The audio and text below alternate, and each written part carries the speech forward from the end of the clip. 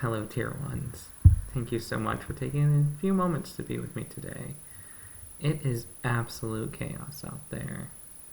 Be it a swirling tempest of joy, a swirling tempest of hate and onslaught against your core humanity, whatever it is you are facing. And I am sure you are facing hurdles and struggles that I can't even possibly begin to imagine. Thank you for taking this time. We all need a moment in all the chaos to sit and ground ourselves, to just be and find that bastion of calm.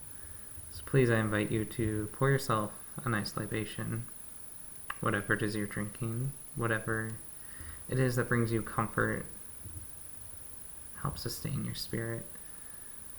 Pour yourself a libation, make yourself a snack, ground and treat your body well.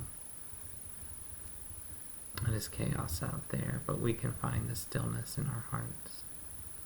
Take a moment to really feel the beauty that is you. Every part of your body permeates with something sacred, something blessed. And we can forget that blessing so easily, so search it out. Sit with it. And know that within your blessed nature there is a spark, a catalyst that can force you to be the chaos, force you to give you the power, and move you to have the power to take a little bit more control, or to at least find some joy and find some stillness in all the swirling madness. Today I want to talk a little bit about why Sacred Mischief, what this term is, and why be so cavalier about something that should be so sincere as our spiritual path. Or as my mother once asked me, why not something less sacrilegious? I started using the word Sacred Mischief to describe my spirituality after a spell of lockup in DC.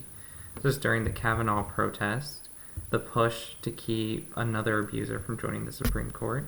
It was an awesome movement led by femme survivors, telling their stories, refusing to back down to anyone, and holding the power brokers' feet to the fire.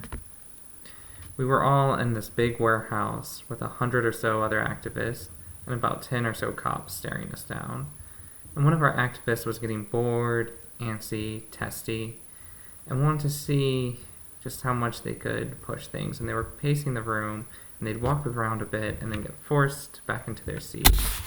And while they were pacing, they kept passing a table with a few Sharpies on it, and they would say over and over again, I'm going to steal that Sharpie.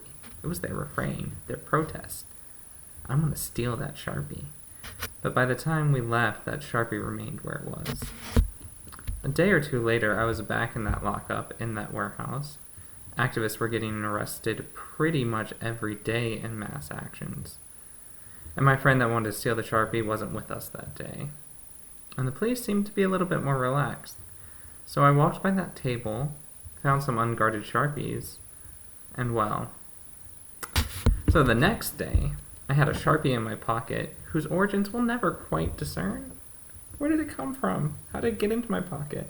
It's a mystery for the ages, because I would never steal a Sharpie from the police. Now would I?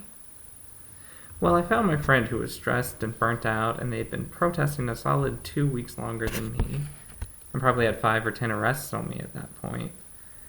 Not to mention, they had engaged in deep personal and financial investment to help other protesters show up and sustain themselves in this movement. So I went up to this friend, and I let them know that I picked up a little present for them, and I handed over that Sharpie. And their eyes just lit up and said it was the nicest gift they'd ever gotten. Like, oh my God, is that a Sharpie? And I was like, we can't say where it came from. I would never admit to anything in this context. And then that Sharpie made its way to another protester who was being fucked around by the cops. A little gift to just say, look what we've tweaked, look what we've taken, well, I shouldn't say we've taken it. I don't know where that Sharpie came from.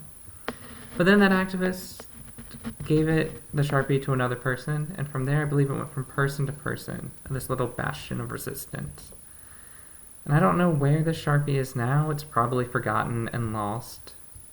But I like to think it's still on a troublemaking journey, going from activist to activist to people who need that little tweak, that little spark. And when I think about that Sharpie and the magic that can happen when a small item is transformed into a gift, into a source of inspiration, and a tool for punking the system, it hit me. Oh shit, that's the ministry I offer. It's the ministry of Sacred Mischief. We all have that ability to turn little objects, little moments in life into a tool of persistence, a tool of joy, a tool of pleasure. Take that what you want, a tool of pleasure. We can find moments and cracks, and that's what I hope that we all do, is find our ways to spread a bit of Sacred Mischief, a dear little way to punk the system. So in that spirit, let us pray. Oh, infinite troublemaker. Infinite troublemaker, you never put up with the bullshit. You're always stirring up mischief. No matter how big or strong or powerful a bully is, you find the weak spot. The system can always be punked. Help us to find the laughter so our jokes can keep us going. Help us to always find the moment of greatest ridicule so that our pranks will launch us into a loving world. Amen. And thank you.